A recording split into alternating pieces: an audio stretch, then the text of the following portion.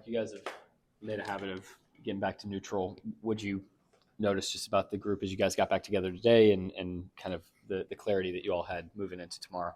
Yeah, they were great today. That was we do a great job of that day to day, not overreacting to the emotion of the outcome. Certainly want to react to what we can learn from it, but they were in good spirits and we're like they always are. Mark, without explicitly saying so, Kaysen and AC were just up here talking about the effort in a way yesterday's game unraveled, and they almost made it sound like an anomaly. Is that sort of the belief around the team right now?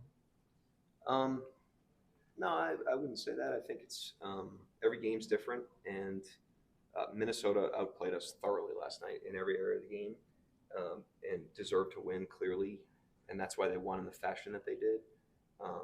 But we're not going to label it anything. We need to learn from it, and then move into Game 4 and work to be a better team in that game. But we're not trying to label it one thing or another. We're just trying to take the lessons from it and apply them forward. Coach, I know you always reference that there's no carryover from one game to the next, but is there any natural human emotion that when you get beat the way you did last night, that there is a hit to the ego that could motivate or provide some sort of help? I don't know. I think the series provide different challenges for your team. I think the Denver series is a good example of that. We navigated that series. There were a lot of ups and downs. There were a lot of different challenges. There were a lot of different things we had to overcome. We were taken to the limit in a lot of ways, and we were a better team at the end of that series as a result of those challenges. And that's our challenge now. That's not a guarantee. But our challenge now is to, taste our blood a little bit from last night's game, take the relevant lessons from that, but then let it go and move into Game 4, be the best team we could be, and throw our best punch in Game 4. Like a vampire reference? No, I mean, it's competition. You're going to taste your own blood sometimes, and it's not even the worst thing for you. And we've had a great year. We haven't had a lot of games like that, but the team's always done a great job of responding to the emotion of any game, including wins. So that's our challenge right now. But again, it's not guaranteed. We have to go make that happen if we want it to happen. Coach, getting kind of piggybacking off the Denver series. I mean, you faced, you guys faced a really important Game 4, a really important Game 5. You guys passed, those tests. So what can you take from, actually being down in the fourth quarter of both of those games, coming back, winning both of those games, and kind of apply it to what you guys are facing in Game 4?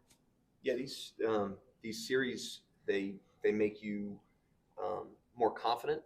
When you clear your hurdles, and they build your mettle when you struggle or when you face adversity. And as long as you're viewing those experiences as opportunities to forge forward, they can be positive experiences for you. You can use any experience, good or bad, to create momentum, and we've tried to do that. We've tried to make a habit of that over time, to the point where hopefully it's a habit, a psychological habit that we have now. But you're only as good as you are in the next moment, and so none of that stuff counts towards the moment we're in right now. We have to go do it. We have to go play better and compete harder and do all the things that are going to be required of us to win Game 4. Mark, I know you switched it up to start the second half yesterday, and I know you're confident in the body of work that iHeart and Chet have together, but is that something you're maybe revisiting looking ahead to Game 4 in terms of starting them? I mean, I always, at the end of the day, we keep everything fluid for a reason, so that it's not these like seismic events when we change a lineup at any point in time.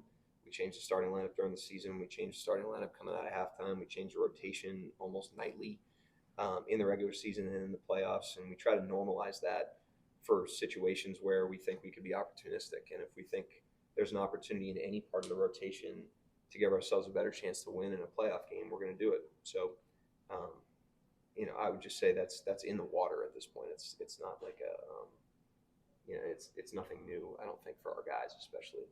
Coach, in the Denver series, you were able to give Nicole Jokic some different looks. You had Alex go in there. Do you have just as many options with Anthony Edwards once you get to this game?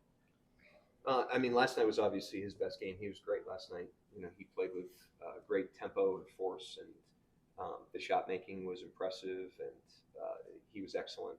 So we did a great job on him in game one.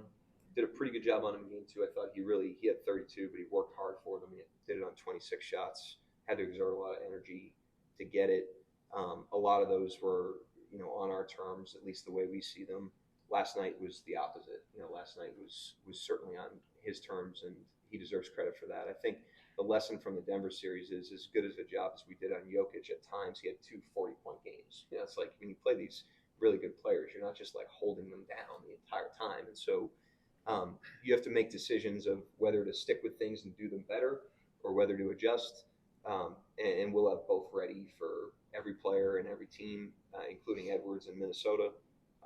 How we deploy that and when, we'll see. But these are great players. You're not like keeping them down the whole time. We got to get a little bit more on track with him the way we were in the first two games.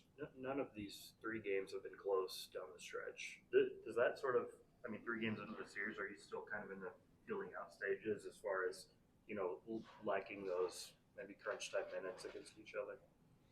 It's just how things unfolded. It's just another, example of how all these series are different. All the games are different. The Denver series was really, really tight in a lot of those games. This series has opened up a little bit more, but that's in no way predictive of Game 4. Game 4 is completely unwritten and will have its own life, and we just want to try to be the better team in that game.